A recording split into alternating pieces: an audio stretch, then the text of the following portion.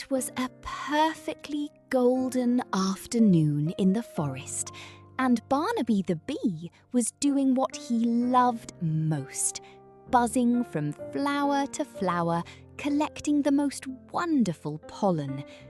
But then, just at the edge of the trees, he spotted something rather unusual. A young boy sitting all alone on a mossy log, staring sadly at the ground.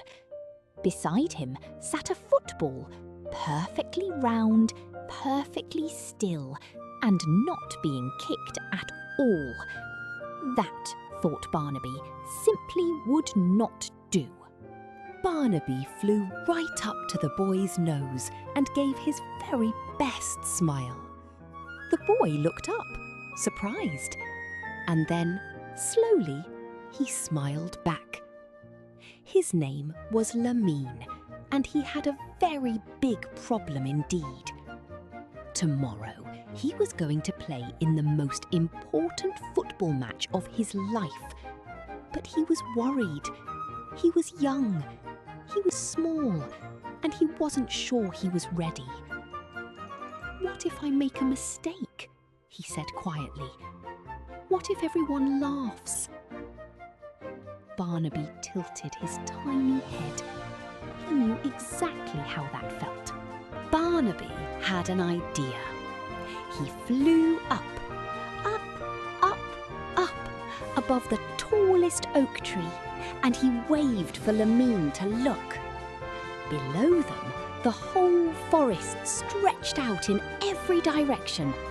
Thousands and thousands of flowers, all blooming in brilliant colour. "I helped do that," said Barnaby proudly. Every single day, this tiny little bee, no bigger than an apple, helped the whole forest grow. Did you know that a single honeybee can visit up to 5,000 flowers in just one day? Lamine stared. "But you're so small," he whispered. Barnaby grinned. "So are you," he said, "and look what you can do." Something changed in Lamine's eyes. He stood up, took a deep breath, and placed his foot on the football. Then, whoosh, he was off. He dribbled between the oak tree roots, weaved around the mossy stones, and flicked the ball up with the tip of his boot.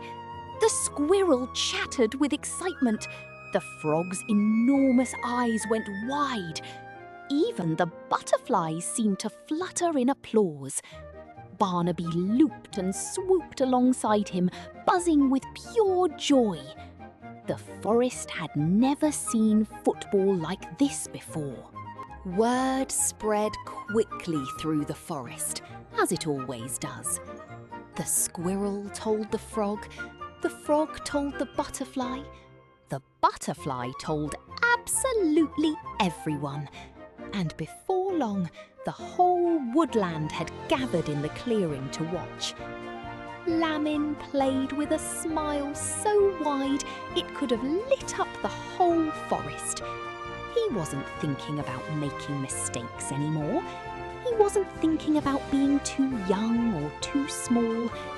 He was just playing, and it was the most beautiful thing the forest had ever seen.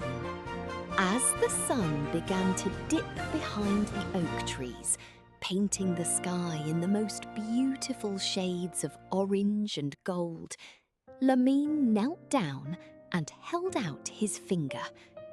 Barnaby landed on it gently, and the two of them looked at each other, the tiny bee and the young footballer, and they both understood something wonderful.